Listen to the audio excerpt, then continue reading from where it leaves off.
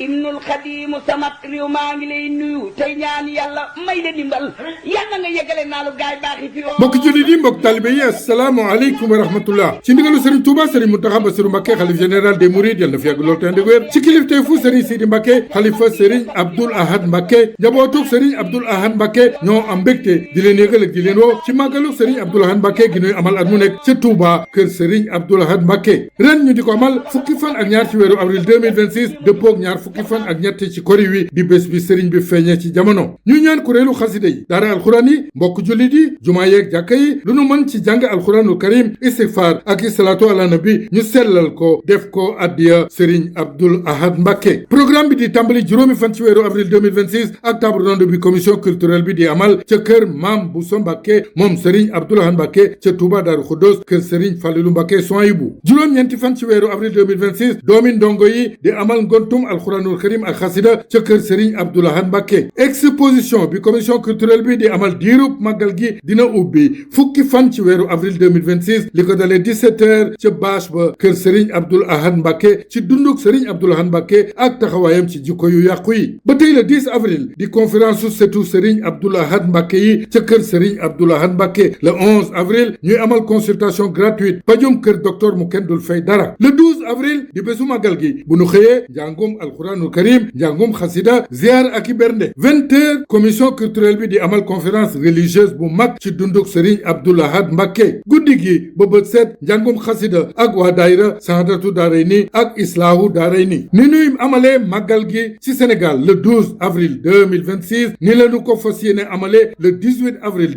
2026 ci réew yu bari ci àdduna bi rawatina Pontevico Brescia ca Italie ñu di ko yëgal njabootuk Sëñ Tuuba gépp cheikhu yoonu murid yëpp mboolem taalibe yi ci biir réew mi ak bitim réew mboolem këru diine yi mboolem jullit yi di ko yëgal njiitu réew mi président assemblée nationale premier ministre mboolem gouvernement bi ak mboolem parti politique yi assalaamu aleykum wa rahmatullah gaay baax yi yoon sa yéene ci Sëriñ Tuuba nga xëy ko matal moo ñaan yu baax ñi la yar ñoom ñëpp xëy la gërëm ak seex mag bii la faggul yàlla xëy ko dogal